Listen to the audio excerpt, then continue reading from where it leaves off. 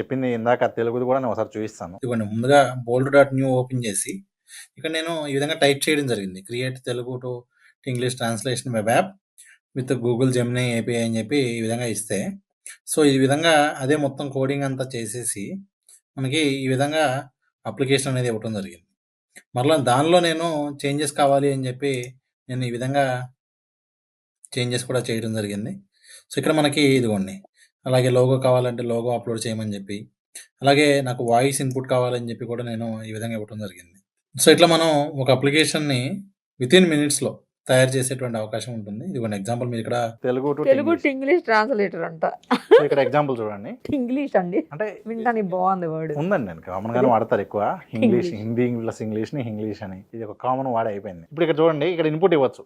Okay, ఇప్పుడు తెలుగు కావాలంటే Telugu paste చేయొచ్చు, లేదా మనం మాట్లాడొచ్చు. హాయ్ నిరుపమ గారు బాగున్నారా, ఇదిగోండి ఇప్పుడు టెక్స్ట్ వచ్చింది.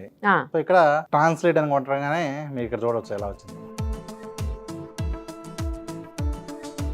ఇంకా కొంచెం కోడింగ్ ఐడియా ఉంటే వీళ్ళు కావాల్సిన విధంగా చేంజెస్ చేసుకోవచ్చు. ఎనీ లాంగ్వేజ్ కి అదొకటని కాదండి, అంటే కోడింగ్ ఐడియా ఉంటే వీళ్ళు దీనిలో చేంజెస్ మోడిఫికేషన్స్ కావాల్సినట్టుగా చేయొచ్చు. అంటే ఇప్పుడు మీకు దీనివల్ల సాఫ్ట్వేర్ వాళ్ళకి జాబ్స్ పోతాయి అనే దానికన్నా కూడా చాలా మందికి హెల్ప్ చేసిద్ది. ఇంకా అసలు పెరుగుతాయేమో ఒక రకంగా చెప్పాలి. ఇంకా అవునండి, కొన్ని సెక్టార్స్ లో మాక్సిమం సెక్టార్స్ లో పెరుగుతాయండి, ఆపర్చునిటీస్ ఖచ్చితంగా పెరుగుతాయి. ఎందుకంటే ఇప్పుడు దాకా వేరే సాఫ్ట్వేర్ వాడిన వాళ్ళు కూడా ఇప్పుడు వాళ్ళ సొంత సాఫ్ట్వేర్ తయారు అదే చేసుకుంటారు. కదా, నేను ప్రతి నెల వేరే కంపెనీకి అమౌంట్ పే చేసే బదులు నా సొంత బిల్డింగ్ సాఫ్ట్వేర్ నేను డెవలప్ చేసుకోవచ్చు. బెటర్ కదా. ఒకసారి తయారు చేసి పెట్టుకుంటే మనకి అమౌంట్ కూడా ఖర్చు అవుతుంది. ఇట్లా బిజినెసెస్ అన్నిటికీ కూడా 99% దీనివల్ల ఖచ్చితంగా ఆపర్చునిటీస్ పెరుగుతాయండి. ఎక్కడ కూడా ఆపర్చునిటీస్ తగ్గిపోతాయి అంటే లేదు. ఇప్పుడు ఎలా ఉంటుందంటే భయపడుతూ ఉన్నాం అనుకోండి, ఇంకా అది ఇదవుతుంది.